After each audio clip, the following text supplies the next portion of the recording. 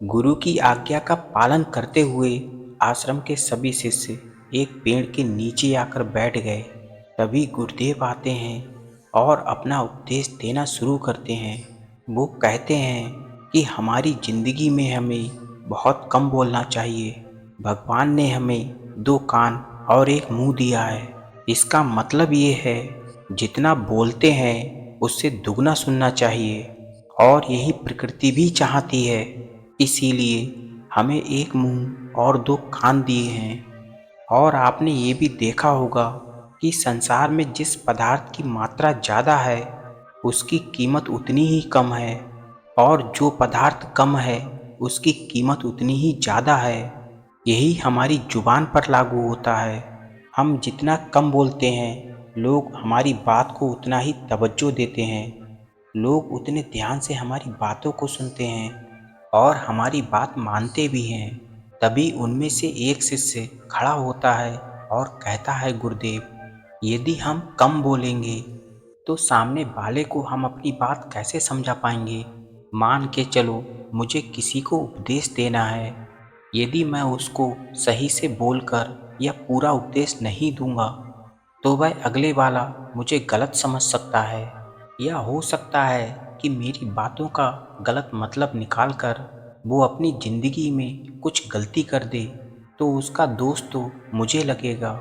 और अक्सर ये भी देखा गया है, जब झगड़ा होता है तो जो इंसान कम बोलता है उसे लोग कमज़ोर समझते हैं, डरपोक समझते हैं। तो गुरुदेव, वहाँ पर हमें कम बोलना कैसे उचित है। तभी वह गुरुदेव उन शिष्यों को एक कहानी सुनाते हैं। वो कहते हैं, बहुत पुरानी बात है। एक नगर का राजा, जिसने अपने नगर में ये ऐलान कराया, यदि कोई इंसान मुझे मेरे दिल की बात कहेगा तो उसे मैं सोने की मोहरें दूंगा। अब ये बात पूरे नगर में आग की तरह फैल गई। यदि राजा के दिल की बात यदि कोई कहता है तो राजा उसे सोने की मोहर देगा। अब ये बात आसपास के इलाके में फैल गई। जो बड़े बड़े पंडित थे, जो बड़े बड़े साधु थे, जो ज्ञानी थे, वो सभी साधु, वो सभी पंडित उस राजा के राज दरबार में पहुँचे और राजा को नई नई बातें बताने लगे। उनकी मन की बातें बताने लगे। राजा हर किसी बात को सुनता और यही कहता कि नहीं, ये मेरे मन की बात नहीं है, ये मेरे दिल की बात नहीं है। बहुत बड़े बड़े साधु आए और राजा को मन की बात और नई नई बात और अच्छी अच्छी बातें बताईं, लेकिन राजा सुनने के बाद यही कहता कि नहीं, ये मेरे मन की बात नहीं है। उसी नगर के अंदर एक बहुत ही गरीब ब्राह्मण रहा करता था। एक दिन उस ब्राह्मण की पत्नी उस ब्राह्मण को कहती है कि आप यहाँ पर बैठे बैठे क्या कर रहे हो। राजा तो राज दरबार में मोहरे बांट रहा है और आप यहीं पर बैठे हो। आप भी तो जाओ, कोई बात राजा को बताओ, ताकि राजा हमको सोने की मोहर देगा। ये बात सुनने के बाद वह ब्राह्मण कहता है कि तुम पागल हो, कि ये काम तो बहुत बड़े बड़े पंडितों का है। जो बड़ा साधु हो, जिसने दुनिया का बहुत सारा ज्ञान अर्जित कर रखा हो, वो उनका काम है, वो उन्हें मोहरे देता है। हमें भला राजा मोहरे क्यों देगा। मुझे तो कुछ आता भी नहीं। तभी वो ब्राह्मणी कहती है कि आप जाकर एक काम करना। आप जब राज दरबार में पहुंचो, जब राजा से आपकी नज़र मिले, तो आप पूरब की तरफ एक उंगली खड़ी कर देना। मुझे पता है, यदि राजा समझदार होगा तो सबकी मोहरें बंद करके वो आपको मोहरें दे देगा। ये बात सुनने के बाद वो ब्राह्मण राज दरबार में जाता है और जैसे ही राजा से नज़र मिलती है, वो पूरब की तरफ उंगली खड़ी कर देता है। राजा की नज़र उस ब्राह्मण पर पड़ी। जैसे ही राजा की नज़र उस ब्राह्मण पर पड़ी, राजा ने कहा, इस ब्राह्मण को एक मोहर दे दो। अब जो वहाँ पर पंडित बैठे थे, जो राजा को अपनी बातें बता रहे थे, वो ये सोचकर हैरान रह गए कि ब्राह्मण ने तो केवल एक उंगली खड़ी की और इसे मोहर मिल गई। वो मोहर लेकर वो ब्राह्मण अपने घर चला आया और अपनी बीवी को वो मोहर ला कर दी और कहा कि आज तो राजा ने मुझे सबसे पहले मोहर दी। मैंने सिर्फ उंगली की, आखिर राजा क्या समझा मेरी उंगली से?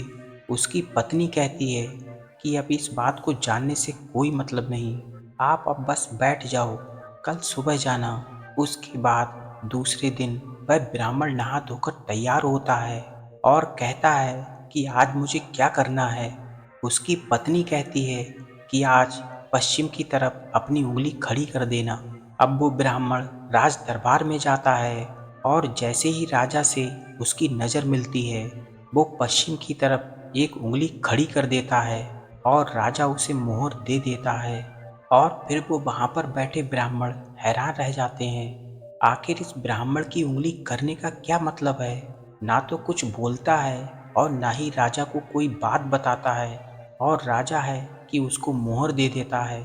इसी तरह तीसरे दिन वो ब्राह्मण फिर राज दरबार आता है और उसकी पत्नी कहती है कि आज उत्तर की तरफ अपनी उंगली खड़ी कर देना। फिर वो ब्राह्मण राज दरबार में आकर उत्तर की तरफ अपनी उंगली खड़ी कर देता है और राजा उसे एक मोहर दे देता है। अब वहाँ के पंडित देख देख कर थक चुके थे। उन्होंने कहा कि यदि राजा उंगली खड़ी करने से मोहर देते हैं तो कल हम सब इकट्ठे होकर उंगली खड़ी करेंगे। अब चौथे दिन वो ब्राह्मण नहा धोकर तैयार होता है और अपनी पत्नी से कहता है कि आज मुझे क्या करना होगा। उसकी पत्नी कहती है कि आज तुम्हें कुछ नहीं करना, आज अपने घर पर बैठे रहो।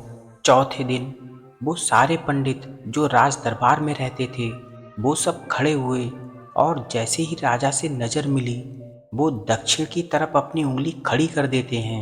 अब वो राजा इतना गुस्से में हो जाता है कि सभी पंडितों को वो जेल में डलवा देता है। अब ये सोचकर वो ब्राह्मण और भी ज़्यादा हैरान हो गए कि वो ब्राह्मण जब उंगली खड़ी कर रहा था तो उनको तो मोहर मिल रही थी और हमें कैद खाने में डलवा दिया। भला राजा क्या समझ रहा है? ऐसा कौन सा राज है जो हमें नहीं पता? हमने दुनिया का इतना सारा ज्ञान अर्जित किया है, ये उंगली करने वाला नया ज्ञान है जो हमने आज तक नहीं जाना। उसके बाद जो कैद खाने में पंडित थे, उन पंडितों की पत्नियां आईं और उस गरीब ब्राह्मण की पत्नी के पास गईं और विनती की कि आखिर आपने ये सब क्या कर दिया?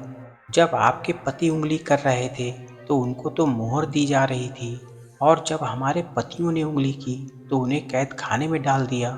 आखिर ये क्या राज है? आप कृपया करके हमारे पतियों को छुड़वाइए, उनको कैद खाने में डाल दिया गया है। उसके बाद वो गरीब ब्राह्मण की पत्नी राज दरबार में आती है। जैसे ही राजा से नज़र मिलती है, वो ब्राह्मणी हाथ में चारा लेकर राजा की तरफ करती है तो राजा दो उंगलियां खड़ी करता है। तभी वो ब्राह्मणी अपनी पैर पर थापी देती है।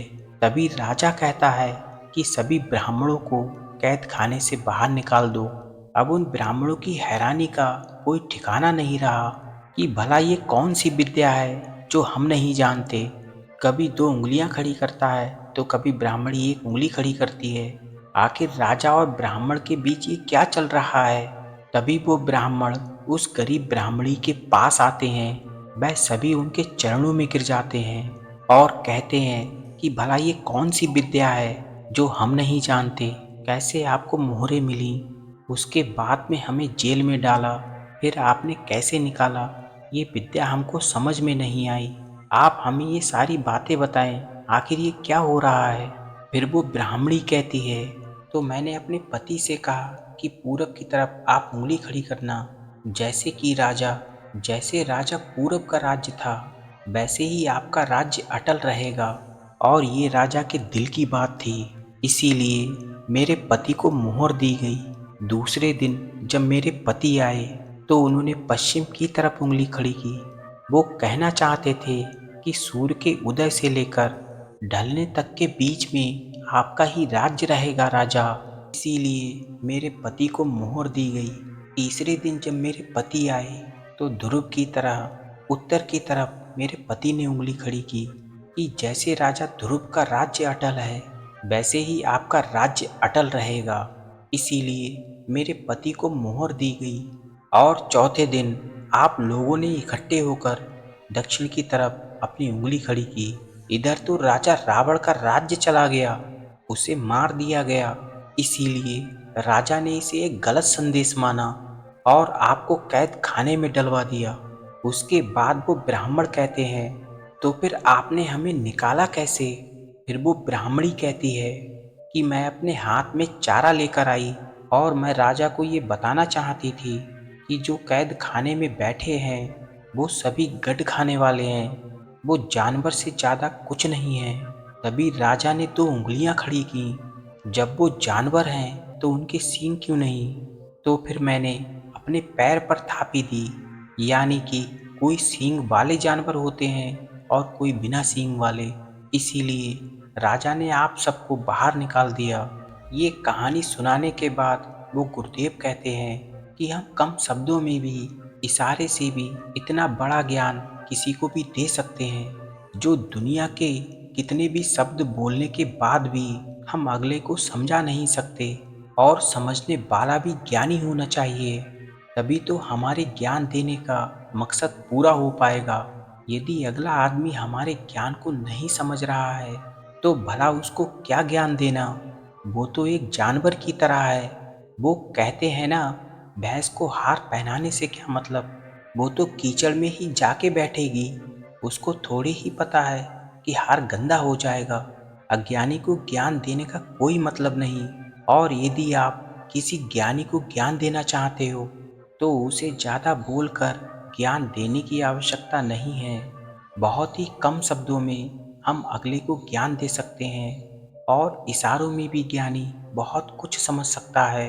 उसके बाद गुरुदेव कहते हैं कि हर इंसान को हमेशा अपने जीवन में इन 5 परिस्थितियों में चुप रहना चाहिए, और इन 5 जगहों पर जो इंसान बहुत कम बोलता है या फिर बोलता ही नहीं है, तो लोग उन्हें एक अलग नज़र से देखेंगे, एक ज्ञानी के रूप में जानेंगे, और उसकी इज्जत जरूर बढ़ जाएगी। सबसे पहली बात, जब तुम्हें लगता है कोई आदमी तुम्हारी भावनाओं को शब्दों से नहीं समझ पा रहा, तो ऐसी परिस्थिति में इंसान का चुप रहना ही बेहतर है। अक्सर हम लोग दूसरों को अपनी परेशानियां और दुख बताना शुरू कर देते हैं, जबकि हमारे आसपास रहने वाले ज़्यादातर लोगों को इससे कोई मतलब नहीं होता। हर इंसान को केवल खुद से ही मतलब होता है। 1 या 2 बार कोई इंसान तुम्हारे दुख और तकलीफ़ों को सुनेगा, लेकिन उसके बाद वो तुमसे दूर भागना शुरू कर देगा, क्योंकि कोई भी व्यक्ति दुखी या असहाय व्यक्ति के साथ रहना पसंद नहीं करता। इसीलिए अपने कुछ करीबी और अपने मित्रों और अपने परिवार के सदस्यों के अलावा किसी भी इंसान के सामने अपनी परिस्थितियां या दुख नहीं बताना चाहिए, या फिर किसी और के सामने हमें बिल्कुल बहुत कम बोलना चाहिए, नहीं तो हम मजाक का पात्र भी बन जाते हैं। दूसरी सीख, जब तुम्हें ये ना पता हो कि किसी विशेष मौके पर क्या बोलना है या किसी विशेष घटना के बारे में तुम्हें आधा अधूरा ही ज्ञान हो, ऐसे मौके पर भी हमें चुप ही रहना चाहिए।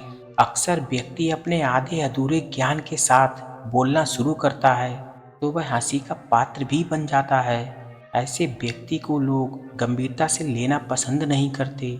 हमें कभी भी आधी अधूरी जानकारी या इधर उधर से मिलने वाली जानकारी के आधार पर लोगों से अपनी बात नहीं मनवानी चाहिए, और ना ही मनवाने की कोशिश करनी चाहिए।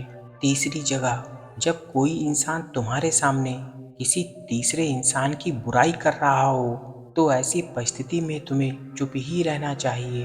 तुम्हें कभी भी ऐसी नकारात्मक बातचीत का हिस्सा नहीं बनना चाहिए, क्योंकि आज जो इंसान तुम्हारे सामने किसी दूसरे इंसान की बुराई कर रहा है, वो कल किसी और के सामने तुम्हारी भी बुराई कर सकता है। तो ऐसी परिस्थिति में तुम्हें उनकी बातों को केवल सुनना है, उस पर किसी भी प्रकार की राय या प्रतिक्रिया नहीं देनी चाहिए।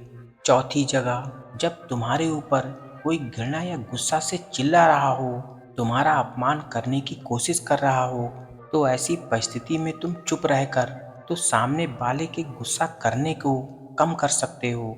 साथ ही तुम और भी ज़्यादा स्थिति को खराब होने से बचा सकते हो। गुस्सा कम होने पर जब उस व्यक्ति को अपनी गलती का एहसास होगा, तो हो सकता है वो आपसे माफ़ी भी मांग लेगा। लेकिन ध्यान रहे, हर परिस्थिति में तुम्हें चुप नहीं रहना चाहिए। यदि कोई व्यक्ति गलत कर रहा हो तो हमें चुप नहीं रहना चाहिए, क्योंकि कुछ लोग ऐसे होते हैं जिन्हें चुप रहना हमारी कमजोरी प्रतीत होती है। गुस्से के दौरान चुप रहने का ये तरीका केवल सगे संबंधी, अपने मित्र और अपने परिवार के साथ ही अच्छा है, हर किसी इंसान के साथ नहीं करना। यदि कोई गलत कर रहा हो तो हमें उसको जवाब देना चाहिए। पांचवी और लास्ट परिस्थिति, जब कोई इंसान तुमसे अपने जीवन की दुख भरी घटना या परेशानी साझा कर रहा हो तो ऐसी परिस्थिति में हमें चुप रहकर उनकी बातों को बहुत ही ध्यान से सुनना है। कुछ लोग ऐसे होते हैं जिन्हें अपनी समस्या सुनाने पर तुरंत ही समाधान देना शुरू कर देते हैं, जबकि जब कोई इंसान अपनी परेशानी बताता हो तब वो चाहता है कि हम उसकी बात को बहुत ही ध्यान से सुने, पूरे ध्यान से सुने। क्योंकि जब हम किसी की बात को पूरा सुनते हैं तो उस इंसान को एक अलग ही शांति मिलती है, एक अलग ही शांति का अनुभव होता है। उसे लगता है कि कोई तो है जो मेरी बातों को ध्यान से सुन रहा है। उसके बाद वो गुरुदेव कहते हैं कि इन 5 परिस्थितियों को हमेशा याद रखना, कि इन परिस्थितियों में हमेशा इंसान को कम बोलना चाहिए, क्योंकि इंसान एक दुकान है और उसकी जुबान एक ताला। जब ये खुलता है तभी पता चलता है कि दुकान सोने की है या कोयले की। इसीलिए हमारे शब्दों की कीमत ज़्यादा होनी चाहिए और ये तभी होगी जब हम कम बोलेंगे। तो दोस्तों, कैसी लगी आपको ये कहानी? यदि ये कहानी आपको पसंद आई है तो वीडियो को लाइक और हमारे चैनल को सब्सक्राइब जरूर कर लें। मिलते हैं अगली बार इसी तरह की और रोचक भरी जानकारी में। तब तक के लिए अपना और अपनों का ख्याल रखें। धन्यवाद।